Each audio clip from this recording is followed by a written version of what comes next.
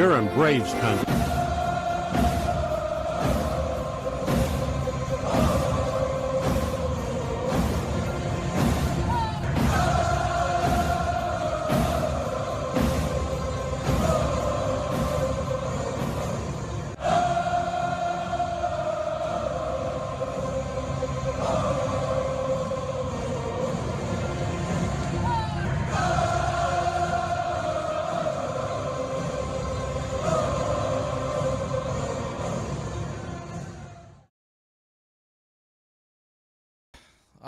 We're up and at 'em. We had some I started the wrong stream. I'm not sure what the hell. I think I started something that anyways, I went into the wrong studio. We got so many of these studios. So nonetheless, it'll take me a second to get everything back up to normal on how we're supposed to be bringing this in, but any way you look at it, welcome to Braves Country today, and we will let me see here, make sure I've got this thing going in the right direction. As Braves Country today, Seattle Mariners series versus the Braves. And got to restart a couple of things, so give me 1 second. I got to go back into the right studio. It's hard to explain what happened, but basically I grabbed a link that wasn't intended for this show. I'll have to go back and remake that and delete it. But anyways, I'm sitting there going, like, why is nothing? And I realized, damn it, I'm in the wrong thing. So here we go. Good to see you, Jameson and Freedom and PETA and Justin. Apologize for the misstep that just occurred, but that's all right. Only took me a couple of seconds to realize, all right, we're on the wrong studio. Good morning to you out there in Radio Land. You can also catch us on Braves Country Radio. If you're a member, you can catch it live. You can also go to Armchair QB Radio. We have it simulcasting over there, so the different radio stations can grab it. I believe WQVZ is in here today, so good morning to you. The others, I don't get the emails till much later, so good morning to you. I just don't know where you're at. And we are coming to you live just past the 10 o'clock hour on Friday, and just got done with the football show. We do the college football show on Friday morning. We do the NFL one on Thursday morning. So we got all our picks in, and now we can focus on the baseball weekend. And tonight, so if you're there was a question just as we were leaving the studio on the football end of it this morning. Who is pitching today? Today it is Chris Sale Day, and Chris Sale. This is actually a very good weekend if you're looking at the pitching matchups for the Braves, and Seattle has very good pitching in their own right. So this should be a pitcher's duel throughout the entire weekend. But it's Chris Sale today, 7:15 first pitch. Waldrop pitches tomorrow, 7:15 first pitch. And then you're going to have to remember this, because I'll do some reminders over the weekend, but this is a weird start time on Sunday. We are the Roku game of the week, so the game is actually going to come on at noon on Sunday. Not your typical 1:30, 1:35, so noon. So for you football fans, that works out well, because the game ought to be over with about halftime of the first slate. Elder. What are you asking about Elder, PETA? He just pitched. You don't know how this works anymore already? I mean, come on. Get it together. He just pitched. Elder pitched on Wednesday night. Of course he's not pitching this weekend. You need a minimum of 4 days. It's I clicked the wrong thing, paying attention to nonsense. It's Sale, it's Waldrop, and Strider. So these are actually three guys who are going to be in the rotation next year. So it gives you a good idea of what to expect. You won't see Elder, thankfully, until next week.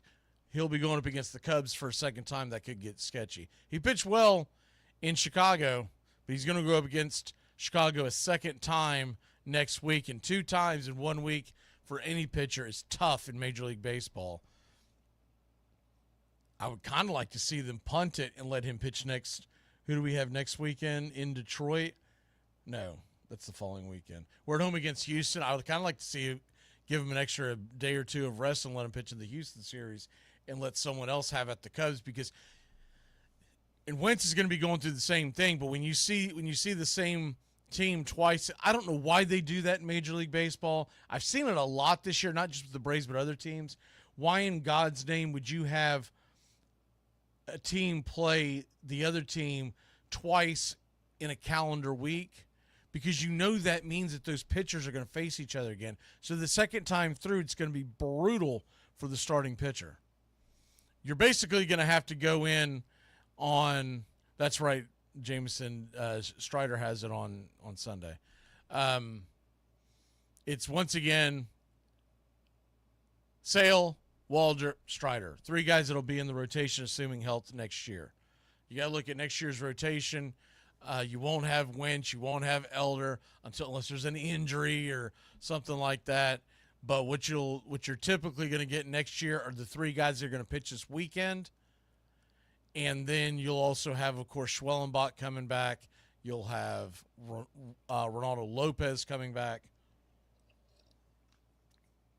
But we all know 5 pitchers doesn't get you through a major league season, so you're going to have backup plans. And I would think, unless it involves a big-time trade where they can shore up something like the DH spot or something, you're probably going to get Elder back in some fashion next year. He'd be one of the first or second guys out of the minors to help fill a spot when there's an injury or they just want to give guys a day off. Now, I will say this, it gets more and more critical for the Braves to think about moving Elder because he's running out of options. So with that being said, he may get moved in the offseason. But as of right now, he would be in their tentative plans. It's kind of like what happened with some of the other guys we've seen over the last few years, guys like Ian Anderson and whatnot, where they may have wanted to give them extended looks, but you just don't have the ability because you're talking about if you send him down to the minors on an option and he's out of options, he goes out there on the waiver wire.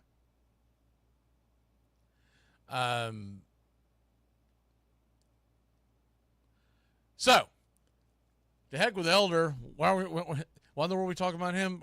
We're here on the weekend. He's not pitching until Wednesday or Thursday next week.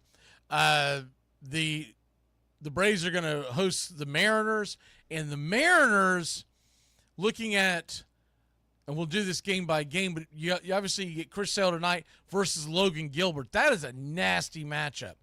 Now, Gilbert has had some hiccups along the way, but he's one of the most talented right-handers in all of baseball. 6'6", 215-pounder out of Winter Park, Florida.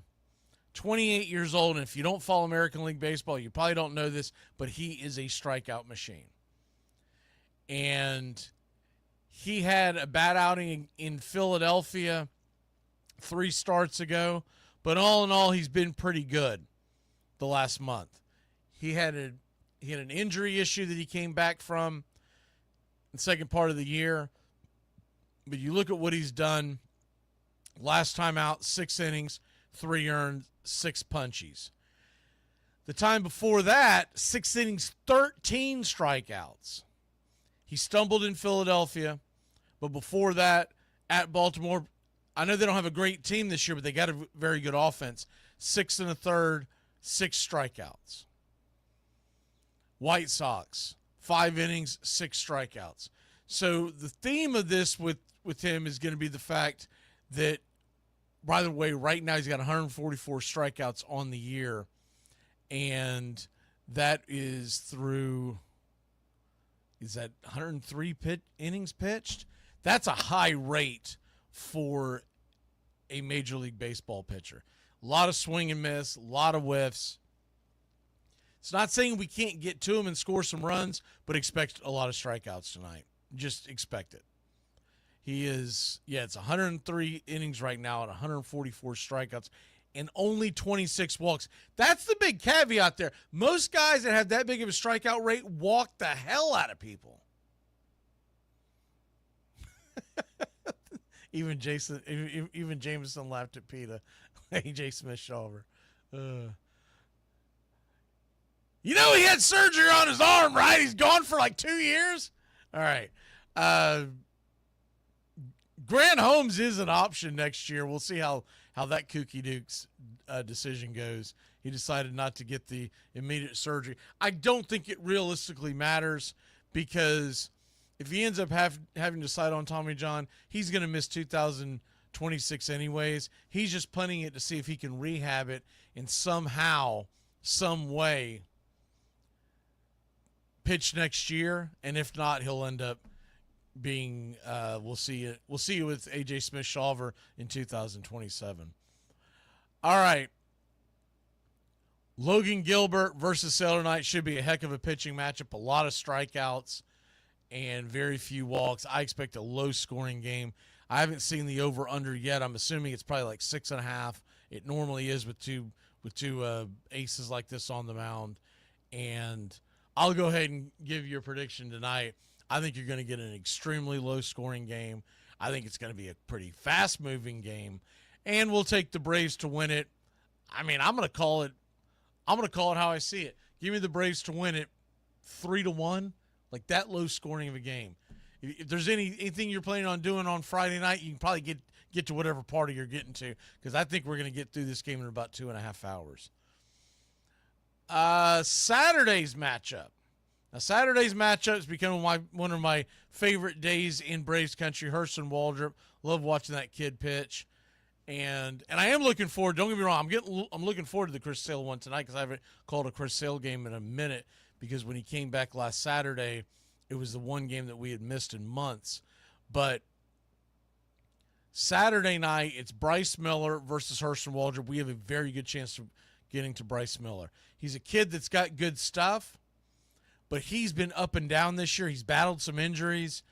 So you're going to see some electric stuff coming out of his hand, but he's got an ERA north of 5. It's actually just below 6.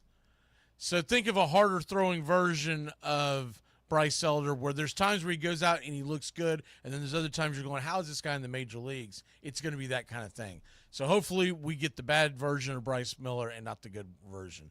Hurston Waldrop has been phenomenal. He got the NL Pitcher of the Month, 4-0, a 101 ERA, a 101 whip, 35 innings, 33 strikeouts. He has walked a few more than you would like at 11, but he's a rookie, and you're going to go through those growing pains. He's given up just the one home run. I like that game a lot. I think the Braves have a very good opportunity to win that one. So if you look at tonight as a true toss-up because of the two stud pitchers going at each other, and then you look at tomorrow as a game we should win, then let's look at Sunday because that turns into you got to be going for a sweep or you might be fighting to win the series. It's Castillo versus Strider. And if you look at it from the bare minimum, you're going to say they have an advantage. His ERA is 3.94. His whip is lower than Strider's. His is 1.29. Strider's is 1.39. Strider's ERA is now below 5 at 4.97. Castillo's given them 155 innings and 138 strikeouts. He's not quite the strikeout pitcher he used to be, but he's still a formidable starter. On an early game in Atlanta, a day game, that early, the Braves usually are not awake in the first part of the game. Let's just be honest. They don't come in fired up. I don't know if they're not giving them coffee, whatever the hell the deal is, but they're usually got their heads up their rear until about the 4th to 5th inning. So I think that's going to be a fairly low-scoring game. I think the Braves will put some runs up on the board on Saturday. But I think that's going to be a pretty low-scoring game, and then maybe you get a little bit of spark towards the end of the game. But we do have the advantage, though it's slight, on Sunday because Strider has looked much better his last couple of times out. And if we get that Strider, now he's not getting the strikeouts, and that's a concern, but I still think this is all going to clear up by 2026. I think he's going to get in fact, I know it. He's going to get the fall the winter to rest up. He won't be on any kind of throwing program. Nobody is in the off season. It's going to build up his arm. He'll go back into the spring next year, probably starting around January. He'll start doing some soft tosses, and you're going to see an electric version of Strider by next spring. I fully believe it. If I didn't, I wouldn't be planning on keeping him in my dynasty league. I fully believe that he's going to be back, but he has not been striking out guys recently. And you're going to see and realize, Freedom, I know why you're asking this. Everybody, too many people worry about the velo and not worry about the control. It's the control that's been getting him. His velocity is still 96, 97 miles an hour. That's not nothing. For people who never stood in a box and taken pitches, go to your local batting cage and dial it up to 96 miles an hour. That is coming at it. That's top tier velocity. But I think you're probably going to see closer to 98 next year, maybe even 99. It's not his velocity that's been hurting him. It's been his control. And the reason why the strikeouts haven't been there is because he's falling behind in counts. So he's still bringing it at 96, 97 miles an hour. That's enough to strike a guy out. But when you're not getting ahead in the counts, that slider and that curve, it's hard to throw that when you're down 3-2, when you're down 2-1 in the count, 3-1. You have to come in with the fastball that still has pretty good movement, but now they're sitting on it, and you're more likely to not get the strikeout. You're going to get a ground out, a pop out. Sometimes it's runs on the board. But you look at what he's done recently. Everybody is so concerned about that velo. It's not the concern. It's what most pitchers are. It's just like, what's the guy's name in Miami? Alcantara. His velo is a little down, but it's not. That's not what's killing him. What's killing him is location and command and not getting open, not getting ahead early in the counts. Because if you remember good Strider, I'm talking about before the injury, he was always up 0-1, 0-2, and then you're sitting there fighting for your life because there's a fastball coming in mid to high 90s. What Strider's eventually going to learn how to do because of this injury. So look at the glass half full for me for a second.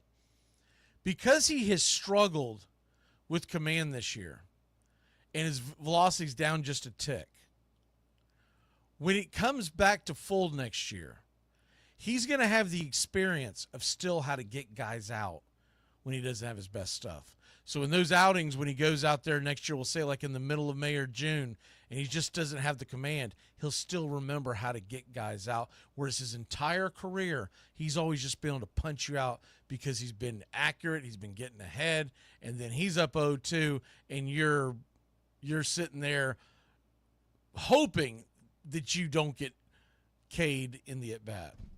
You look at what he's done the last few outings. Now, the outing against the Cubs, 3 earned, 5 innings. He gave up the home run, but the walks are a concern. 3 walks to 1 strikeout. So let's focus on that. The outing before, though good numbers in the 30,000-foot view of 7 innings and 1 run, 3 hits. But once again, 2 walks versus 3 strikeouts. That's a terrible ratio. The one before that, 1 walk to 2 strikeouts. Terrible ratio. 2 walks to 2 strikeouts. Terrible ratio. The last time he had very good strikeouts to walks was way back on August 6th. But if you remember in that game, he gave up a ton of hits because he was over the plate too much. So when you're giving up 11, 8, 10 hits out there time after time again, that's the concern with Strider. He shows flashes, but it's usually against the weaker offenses like Miami a couple outings ago. Seattle's one of your weaker offenses. Now, they made some moves at the deadline that make them a little more deep as far as that lineup, but I still think that he can eat on Seattle. And if you think we're going to struggle at noon Eastern on Sunday, think about what they're going to do. They're coming from Seattle. That's 9 a.m. local time. They're out there playing a baseball game, and they're going to be ready to head home. So I do think the Braves are going to get this series, even though Seattle is fighting for their playoff life. I think this is a series we're going to be able to get. And then we're going to be up against it the following series when it's Wentz and it's Elder seeing Chicago two times in 1 week. And then we would assume Sale would get the ball the last game of that series, but the way it looks like they're waiting to throw Sale about once a week, so they may wait till next weekend to pitch Sale. And that could be a very good possibility. They could end up getting. By the way, there were some moves made. I should have let off with this. That's my fault. The Atlanta Braves made some moves during the off day yesterday. So let me pull it up because I'm going to forget one of the details if I don't pull it up here. Okay. The Braves reinstated Jurickson Profar, so he is back. They recalled Daysbull Hernandez to the bullpen. We'll see what he's got. He has struggled. They designated Luke Williams for assignment. We'll see. He normally ends up coming back to Atlanta, but we'll see what happens. That really is a hard hit to our bullpen. I mean, come on. The guy goes out there and gives you some innings sometimes in these blowouts that really saves your bullpen. I'm a little surprised they DFA'd him, but anyhow, we finally released Cal Quantrill. And they also Wander Suero was claimed off of waivers from the Mets. Bye-bye. Don't want to see you again. Bye-bye. So we get rid of Suero. We get rid of Quantrill. I'm a little surprised that the Mets are out there picking up Suero, but they might be grabbing him for the typical, if it's a blowout, we'll put him in type game. But Cal Quantrill, she gone. We skipped him in the rotation. We knew that was coming on Wednesday. I mentioned it during the broadcast. But because they skipped Quantrill in the rotation, you knew he was gone. They were keeping him literally for we need him, we will end up putting him in. But he's gone. So Quantrill's gone. Luke Williams may come back to us. We brought in Profar, and we bring back Hernandez. And Suero was claimed off of waivers. Those are the big nuggets. And other than that, I think we're pretty much caught up here. Oh, by the way, Raisel Iglesias did win Reliever of the Month. So you got to love the fact that he's now all of a sudden hitting on all cylinders as he's about to hit free agency. So the chances of the Braves signing him become slimmer and slimmer, but you never know. He may give it a hometown discount. It is interesting. The Dodgers have released a couple of guys that the Braves could end up going in on. We'll see what happens. I'll probably talk about that more tonight, but I noticed a couple of moves, and we'll see if they bounce back. The Braves could give an outside chance to one of these guys. I mean, you might as well, as opposed to bringing some of the Cal Quantrills of the world around. But other than that, I thought it was a great debut for Harris and Munoz, who came up from the minor leagues, from our bullpen. The future is bright in our pitching. It really is. And I don't think you can rely on them next year.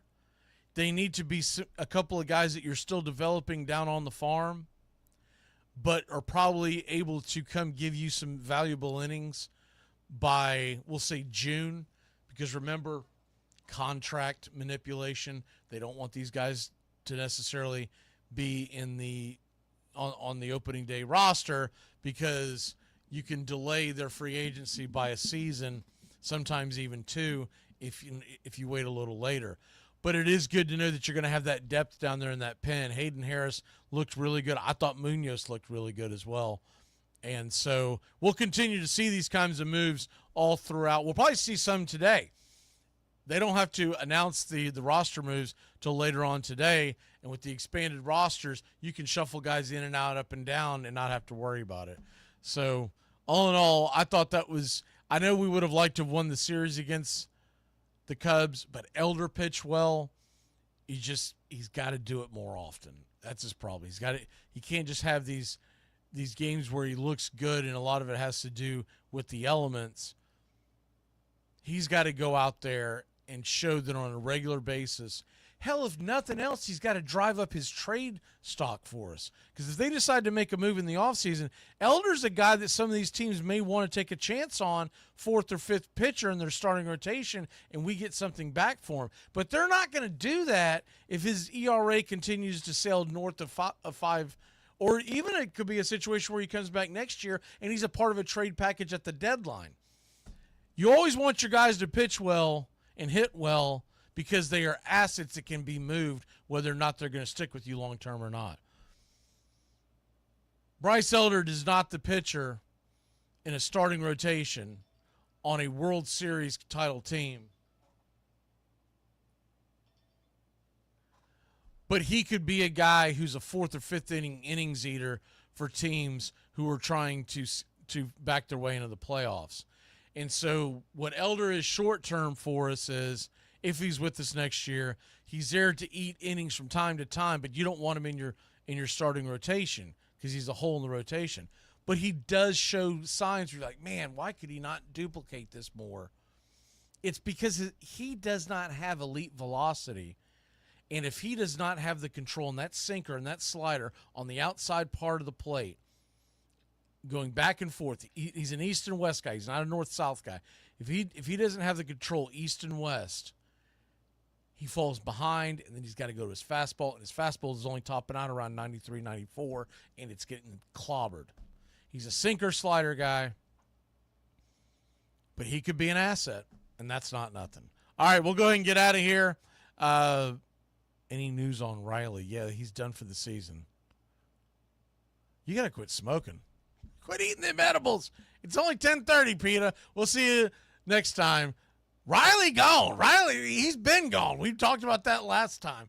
Riley's gone. A.J. Smith-Shawver's gone. Who else? Freddie Freeman's a Dodger, in case you missed it. Dansby Swans is playing for the Cubs. Love you all. We'll see you tonight.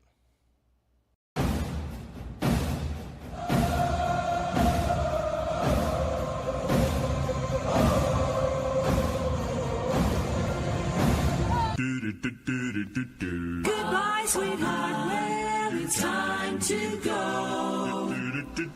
We're back tomorrow with another show. Well, unless we're fired, we'll talk to you then. Goodbye, sweetheart. Goodbye. Goodbye. Guys and gals, it's time to go. We'll see you on the next show. Same bat time, same bat channel. It's closing time, y'all. You don't have to go home, but you can't stay here. Have a great one. On your way out, please like and subscribe. And don't forget to tip your favorite bartender. We'll see you. I'm Mac McGee, signing off for Braves Country Radio.